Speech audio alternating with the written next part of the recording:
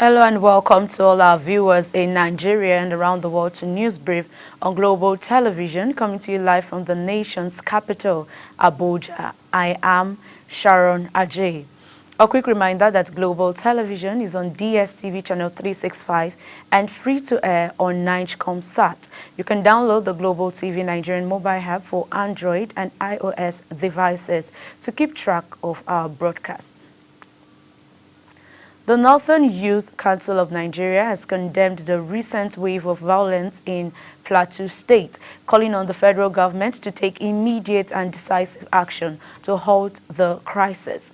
In a statement issued in Kaduna, the council expressed deep alarm and distress over the tragic pattern of bloodshed that has devastated communities and robbed families of loved ones in Plateau State.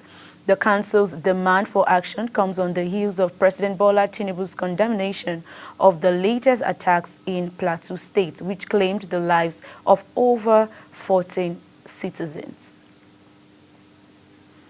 Armed bandits stormed Tugar Dada community in the Moriki district of Zurmur local government area of Zamfara state, killing one resident and abducting over 50 locals.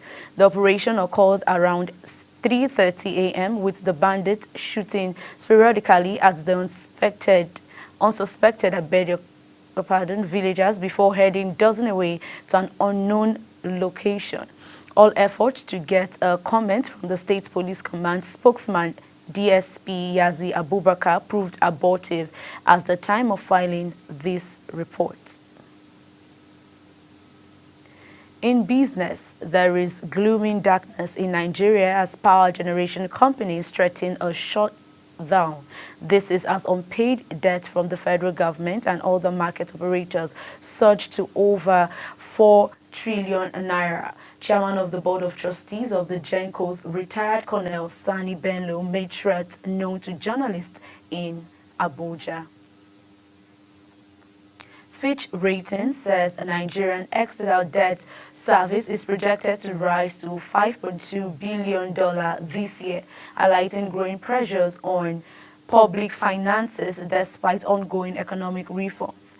The credit rating agency disclosed this in its latest rating action commentary published, in which it's upgraded Nigeria's long-term foreign currency issuer default rating to B from B- with a stable outlook.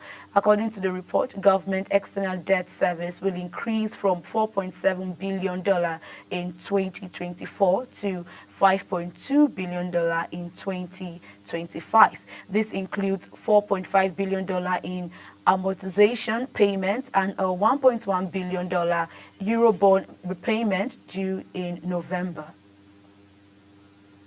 On the foreign scene, United States Special Envoy Steve Witkoff says Russian President Vladimir Putin is open to a permanent peace deal with Ukraine.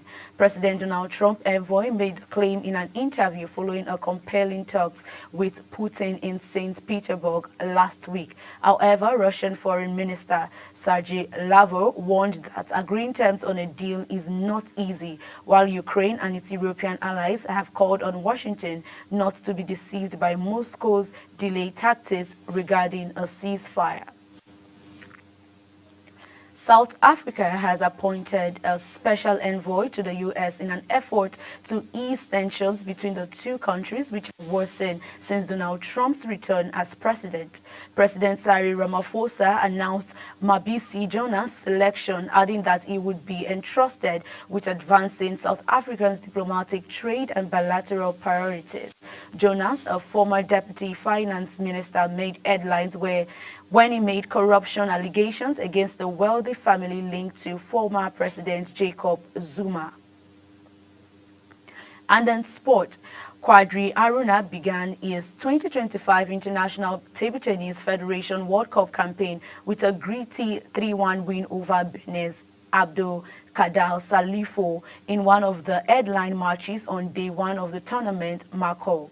The tie, a rematch of their ITTF African Cup encounter, was filled with momentum shift as both players showed flashes of why they are among the continent's finest. Aruna, however, held his nerve at critical moments, fencing off a comeback from Salifo to grab the victory. The Nigerian, ranked 20th in the world, had to dig deep, especially in the fourth game, where Salifo led 8-6 before Aruna reeled back to close out the tie. The win set Aruna on a firm footing as he looked to advance from the group stage in this revamped World Cup format. And that's it on the news brief. A quick reminder that Global TV is on DSTV channel 365.